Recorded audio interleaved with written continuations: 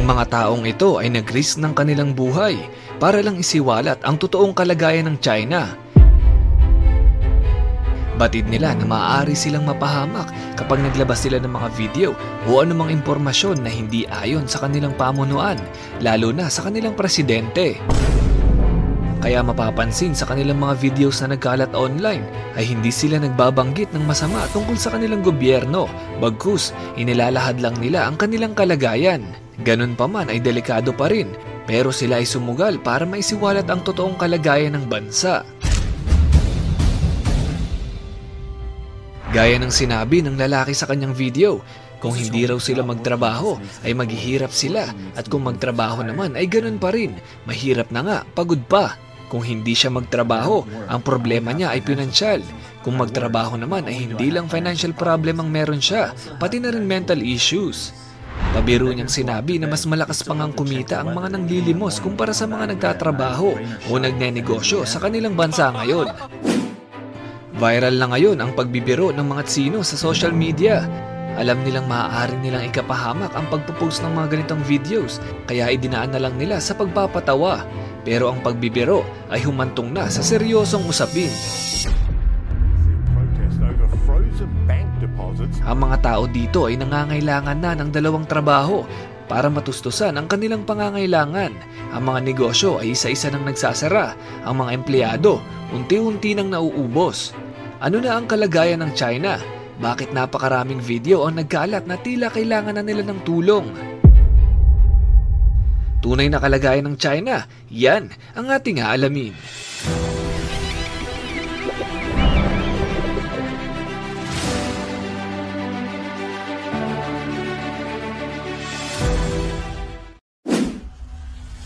Kamakailan lang ay napabalita na ang ekonomiya ng China ay unti-unti nang bumabagsak. Faltering economy ang binansag sa China ngayon. Faltering, meaning losing strength o losing momentum. Pero bakit tila itinatago ito ng bansa? Kapag nag-check tayo ng kanilang national news o maging international news ay gumaganda raw ang kanilang ekonomiya. Pero bakit iba ang sinasabi ng mga mamamayan? Ang mga investors ay unti-unti nang nawawala ng tiwala. Ang iba't ibang industriya ay halatang humaharap sa matinding pagsubok. Ang pinaka-apektado dito ay ang mga graduating students ng bansa. Pahirapan ang maghanap ng trabaho at mahirap ding magsimula ng negosyo. Sinabi pa na ang mga walang trabaho ay gustong makahanap ng papasukan, at ang mga may trabaho naman ay halos sumuko na sa hirap. Dahil ayon sa mga manggagawa dito, ang isang worker ay binibigyan ng trabahong pantatlong tao.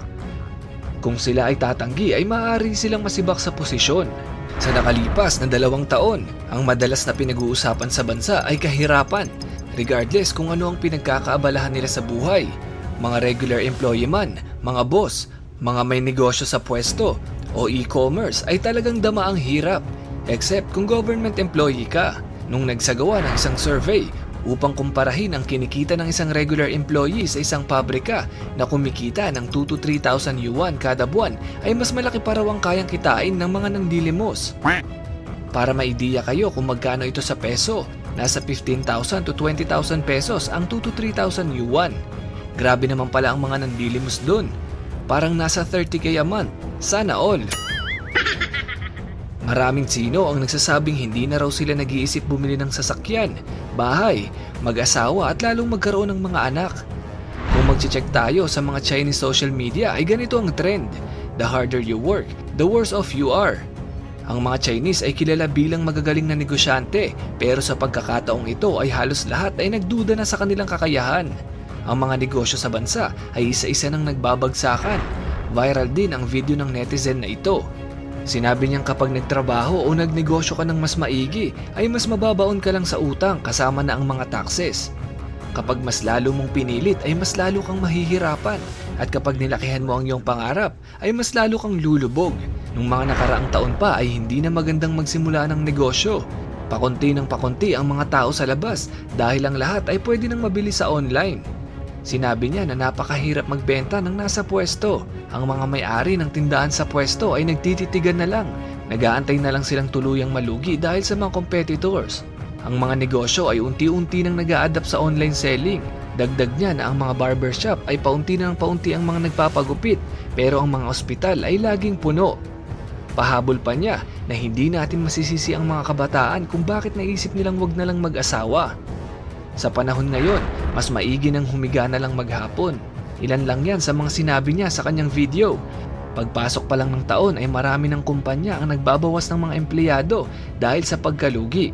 Ang iba pa nga ay nagsumiti na ng bankruptcy. Sa isang lugar pa nga lang sa China, sa Guangzhou, ay higit na sa 100,000 ang walang trabaho.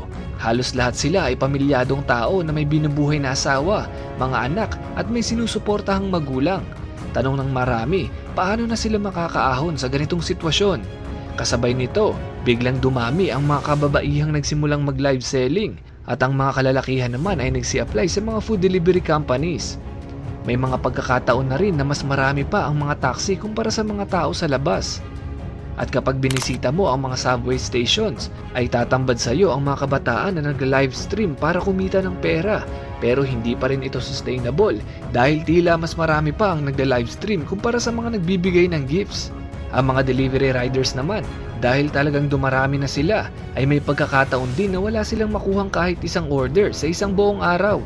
Nitong nakaraang buwan lang ay mas bumilis pa ang pagsasara ng mga restaurants. Ang mga stall sa mall ay hindi na kayang kunin sa araw-araw na kita ang pagbabayad sa renta ng pwesto. Ito naman ang vlog ng isang restaurant owner.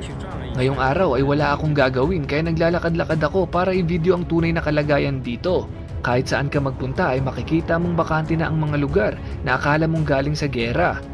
Ang dating masasayang lugar ay nababalot na ng katahimikan.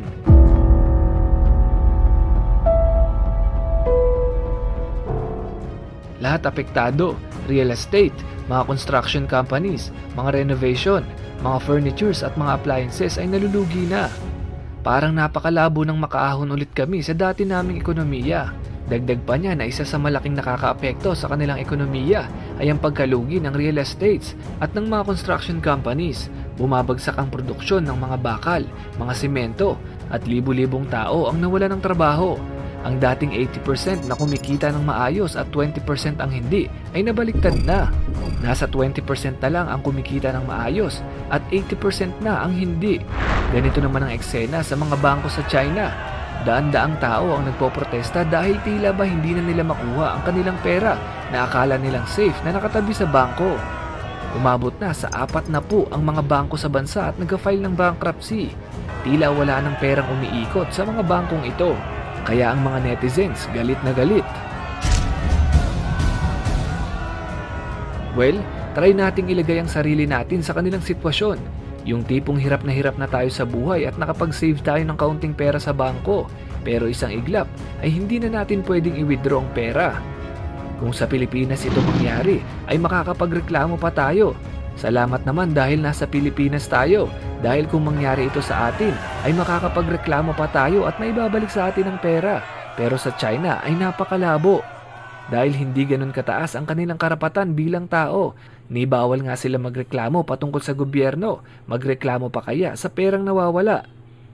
Ito ang pangunahing dahilan kung bakit maraming Tsino ang gustong pumunta sa ibang bansa at doon na lang maghanap ng trabaho o magtayo ng negosyo. Ang ganitong pamamalakad na bansa rin ang itinuturong dahilan kung bakit mas pinipili na lang gumawa ng marami ng iligal kaysa mabuhay ng patas. Sa personal experience ko rin, iba talaga ang ugali nila. Hindi ko naman nilalahat pero nang magpunta ako sa Hong Kong at Macau ay marami talagang mga Tsino ang hindi maganda ang ugali. Andyan yung sisingit sila sa pila, manunulak sa elevator, dudura kung saan-saan at uubo ng malakas kahit nasa harap ng pagkain. Uulitin ko, personal experience ko lang ito at hindi ko nilalahat.